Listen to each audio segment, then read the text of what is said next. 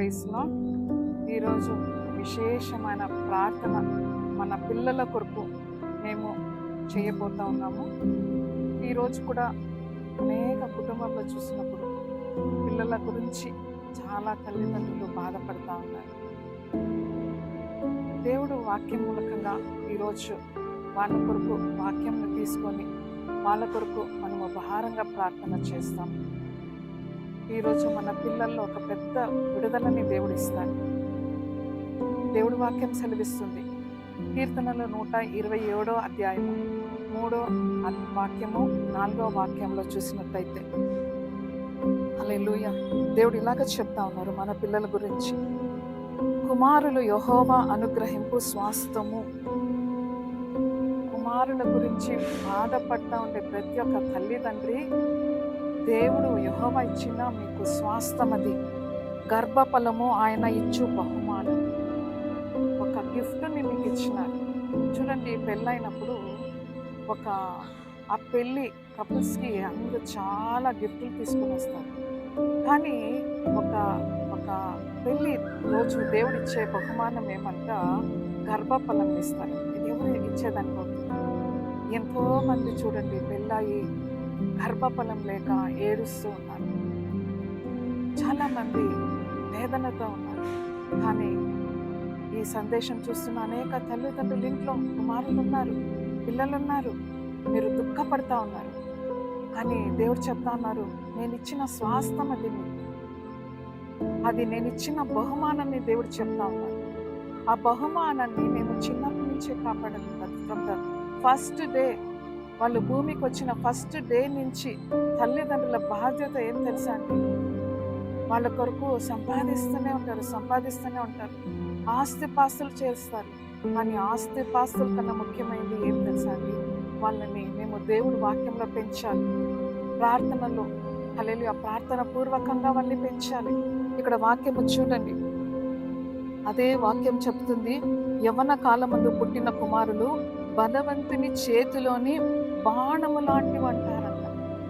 మీరు సరిగ్గా వాళ్ళని పెంచినప్పుడు హల్లెలూయా బాణంలాగా ఉంటారంట. వెరీ షార్ప్గా ఉంటారంట. ఏ పని చెప్తే అది కరెక్ట్గా చేసి వస్తారంట.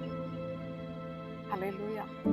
ఈ సమయంలో ఇంకొక వాక్యం చూడండి, 128 కీర్తనలో 3వ వాక్యంలో, నీ భోజనము బల్ల చుట్లు, నీ పిల్లలు ఒలివ మొక్కలు వలె ఉందురు అని దేవుడు చెప్తా ఉన్నారు.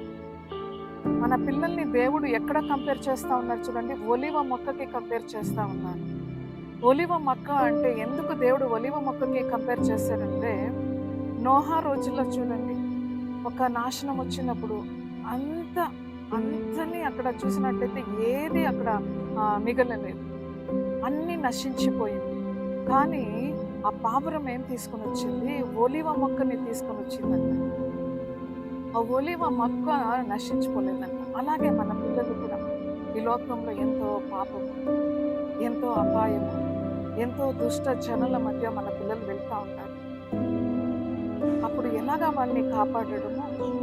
అందుకే దేవుడి వాక్యం చెప్తుంది, చిన్నప్పటి నుంచే వాళ్ళని మీరేం చేయాలంట? వాళ్ళని ట్రైనప్ చేయాలంట. వాళ్ళకి చిన్నప్పటి నుంచి మీరు బోధించాలంట. హల్లెలూయా. వాళ్ళు ఒలివ మొక్కల వల్లే ఉంటారని దేవుడు చెప్తా ఉన్నారు. సామెతలు 17వ అధ్యాయము 6వ వాక్యము, కుమారులు వృద్ధులకు కిరీటం అంట. హల్లెలూయా. కుమారులు వృద్ధులకి కిరీటము అని దేవుడు వాక్యం సెలవిస్తూ ఉంది.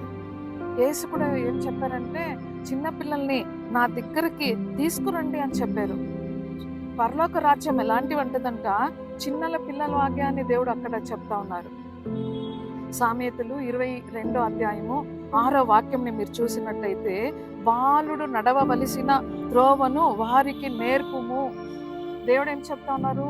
బాలుడుగా ఉన్నప్పుడే, వాళ్ళు బాలికలుగా ఉన్నప్పుడే వాళ్ళు నడవవలసిన త్రోవను మీరు నేర్పాలి. అందరూ ఏం నేర్పుతుంటారంటే, వాళ్ళు డిగ్రీ చదవాలి, ఎంబీబీఎస్ చేయాలి, హైయెస్ట్ వాళ్ళు ఎడ్యుకేషన్కి వెళ్ళాలని చెప్తారు. కానీ దానికన్నా ముఖ్యమైనది వాళ్ళని దేవుడు వాక్యంలో మీరు హల్లెలూయా, దేవుడు వాక్యంలో మీరు పెంచాలని దేవుడు వాక్యం సెలవిస్తుంది. వాళ్ళని నేర్పండి అని దేవుడు చెప్తా ఉన్నారు. అప్పుడు వాడు పెద్దవాడైనప్పుడు కూడా దాని నుండి తొలగిపోడు. మీరు దేవుడు వాక్యంతో హల్లెలూయా ప్రార్థనతో వాళ్ళని పెంచి చూడండి. వాళ్ళు దేవుణ్ణి వదిలి వాళ్ళు తిరిగే పోయలేదంట. వాళ్ళు పాపం లేక పరిశుద్ధంగా వాళ్ళు ఉంటారంట. ఏ పాపమును వాళ్ళని అంటుదని దేవుడు చెప్తా ఉన్నారు. అనేక తల్లిదండ్రులు ఈరోజు బాధపడతా ఉన్నారు. మీ పిల్లల గురించి చాలా వేదన పడతా ఉన్నారు. ఈ వాక్యము, ఈ సందేశము మీ కొరికే. అయ్యో చాలా టైం అయిపోయింది, ఇక నా కుమారుడు తిరిగి రాడు, నా కుమార్తె తిరిగి వస్తుందా అని ఆలోచిస్తున్న ప్రతి ఒక్క తల్లిదండ్రి, ఒక్కొక్క తల్లిదండ్రి కూడా పిల్లల కొరకు ప్రార్థన చేయాలంటే యేసయ్య శిలువకి వెళ్ళేటప్పుడు ఏం చెప్పారంటే, నా కొరకు ఏడవద్దండి, మీ కొరకు మీ పిల్లల కొరకు ఏడవండి అని చెప్పారు. హల్లెలూయా. మాకు పిల్లల కొరకు మనం ఏడ్చి ప్రార్థన చేయాలి, వాళ్ళ కొరకు ఉపవాసం తీసుకొని ప్రార్థన చేయాలి.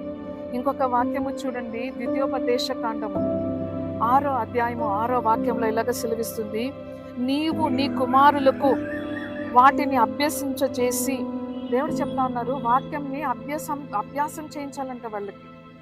ఎప్పుడు నీ ఇంట కూర్చుంటున్నప్పుడు అని దేవుడు చెప్తా ఉన్నారు. మీరు కూర్చుంటారు కదా, భోజనానికి కూర్చున్నప్పుడు, డైనింగ్ టేబుల్లో కూర్చున్నప్పుడు అందరూ ఉంటారు కదా, అప్పుడు ఏదేదో మాట్లాడకుండా దేవుడు వాక్యంని మాట్లాడండి, ఆయన మహిమని మాట్లాడండి, ఆయన శక్తిని మాట్లాడండి.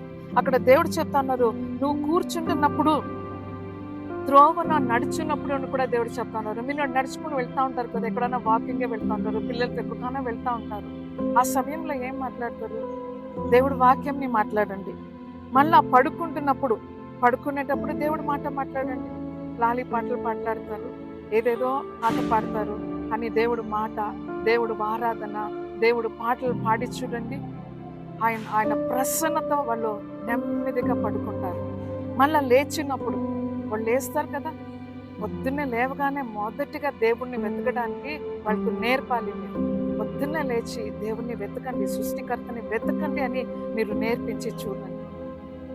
వాళ్ళ జీవితం ఒక ఆశీర్వాదంగా ఉంటుంది. ఈరోజు అనేక తల్లిదండ్రులు కన్నీటితో ఈ సందేశం చూస్తూ ఉన్నారు. మీ కొరకే ఈ సందేశం, మీ కొరకే ఈ సందేశం. ఈరోజు బాధతో, వేదనతో పిల్లలు రెగ్గదిక్కైపోయి గేమ్స్లో వాళ్ళు ఆ బాండేజెస్లో ఉంటా ఉన్నారు, ఆ బంధకాల్లో ఉన్నారు. ఈరోజు ఈ సందేశం చూస్తున్న ప్రతి ఒక్క తల్లి తండ్రులకి దేవుడు చెప్తా ఉన్నారు, దేవుడు ఈ సందేశంతో మిమ్మల్ని ఓదారుస్తూ ఉన్నారు. ఇంకా సమయం అయిపోలేదు. ఈ సందేశం చూస్తూ ఉన్నారంటే దేవుడు మిమ్మల్ని ప్రేమిస్తూ ఉన్నారు, మీ పిల్లల్ని ప్రేమిస్తూ ఉన్నారు. మీరు ఇప్పుడే మీ పిల్లల కొరకు ప్రార్థన చేయడానికి ఆరంభించండి. వాళ్ళు మారు మనసు పొంది వస్తారు మీ దగ్గరికి. మిమ్మల్ని వదిలి వెళ్ళిపోయినా కూడా వాళ్ళు మారు మనసు పొంది వస్తారు యేసు నామములో.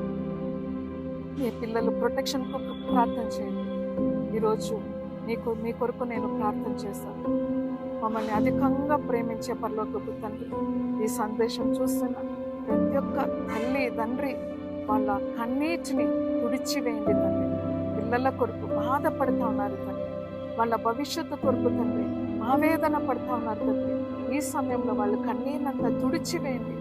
వాళ్ళ పిల్లలు ఏ బంధకంలో ఉన్నా కూడా తండ్రి, ఆ బంధకం నుంచి విడిపించి పిల్లల్ని, అవును తండ్రి స్తోత్రం, సమాధానపరచండి.